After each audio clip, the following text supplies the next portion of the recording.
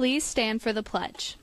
I pledge allegiance to the flag of the United States of America and to the republic for which it stands, one nation, under God, indivisible, with liberty and justice for all.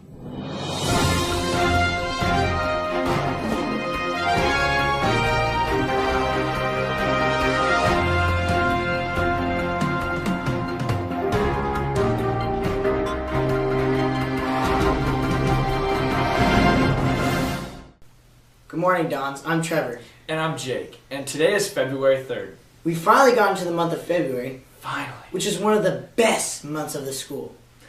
Of course it is, Trevor. This is the month that we have 3 4-day weeks in a row. This will be your only full week of school this week, Dons. February is also Black History Month, so we'll be running some great videos provided to us by the Black Student Union. To help us celebrate the significant contributions made by Black Americans every Tuesday, here is our first video.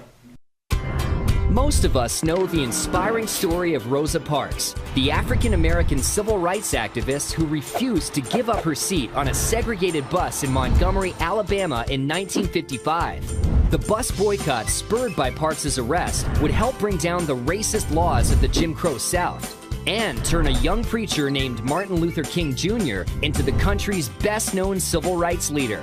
But we bet you didn't know that the story behind the bus boycott isn't quite as simple as it might seem.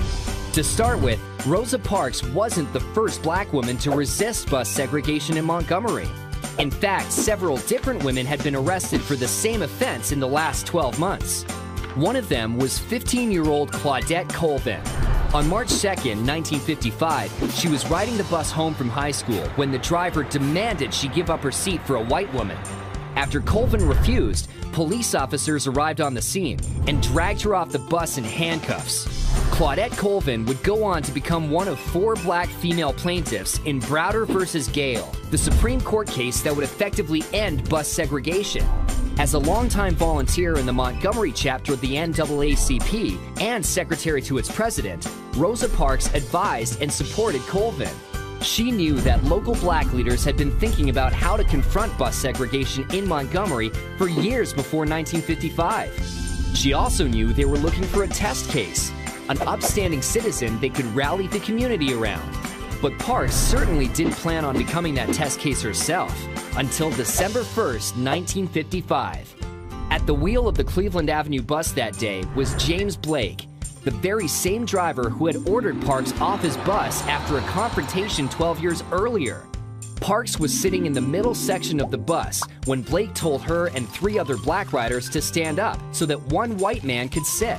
The 3 other black riders moved, but she refused. Some people have said Parks was simply too exhausted from working a long day to move to the back of the bus, but she said later she wasn't physically tired, just tired of giving in to Jim Crow. The real story behind the Montgomery bus boycott may not be as simple as the myth, but it is no less powerful. The courageous resistance of Rosa Parks, Claudette Colvin, and other ordinary women became the life force of the civil rights movement.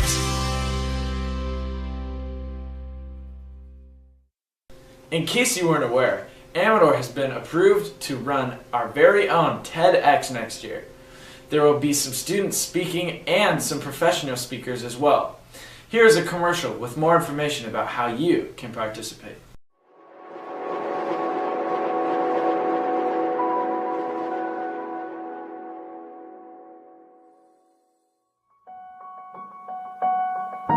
So I had solved this problem in astrophysics, which basically it's similar to, the more these negative thoughts which cloud my mind, the more I began to doubt everything. That's not necessary. What I mean.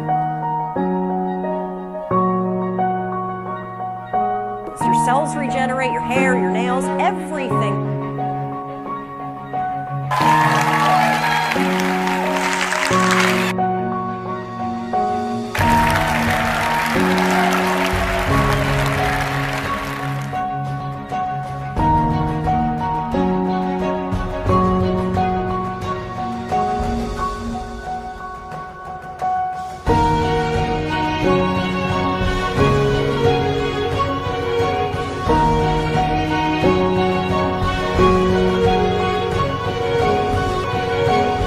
That is an idea worth spreading. Thank you. Now we have a commercial from Mr. Amador about Valentine's Day grams.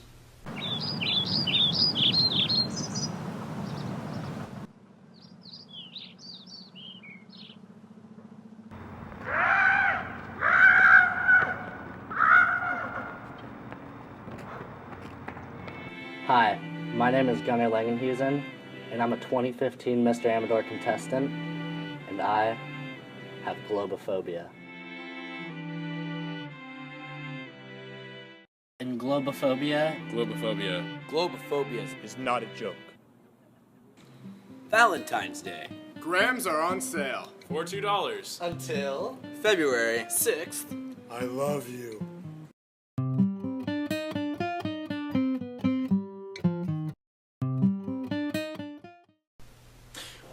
We'd also like to take some time today to congratulate some of Amador's groups on their recent achievements. First today, a big congratulations to the Comp Civics team, who once again won the state championship. Way to continue the domination. Next, we'd like to congratulate DECA. At the recent NorCal competition, they had 111 students compete in 42 events, and they brought home the most awards of all schools attending. They had 27 first place awards, 13 second place awards, 14 third place awards, and 60 fourth through 8th place awards. Great job, guys. Great job. Finally, we'd like to congratulate the drama students who participated in the Amador Live productions. They put out a very funny, talent-filled performance that really entertained the entire audience. Way to go on a great production. Now it's time for another commercial. Hey Dons, it's Diego Cardoso here with another sweet segment for you guys. Every day after school in room Q203, the Lasso Club is inviting you to come eat salsa with them. Just kidding, to come dance salsa with them. They're going to be teaching salsa dancing every day so you guys can perform in the March Diversity Rally on the 6th of March.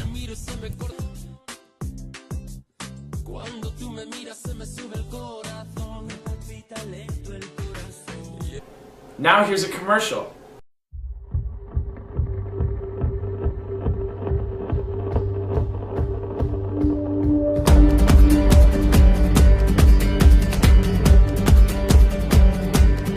Can you feel it? Now it's coming back, we can steal it. If we bridge this gap, I can see you through the curtains of the waterfall. When I lost it, yeah, you held my hand, but I tossed it. Didn't understand you were waiting as I dove into the waterfall. So say Geronimo, say Geronimo, say Geronimo, say Geronimo, say Geronimo, say Geronimo. Wow! Lots of announcements this week, but it's finally that time. It's time to pick our class of the week. And the winner is Mr. Oswald's math class. Please make sure to call extension 5279 by the end of the period. That's it for today, Dons. And remember, it's always a beautiful day here at Amador. It's a beautiful day.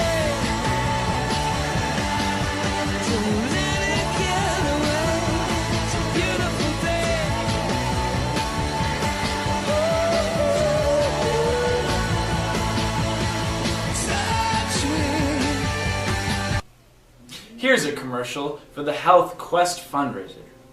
Now here's a segment. Now here's another commercial. Get done now.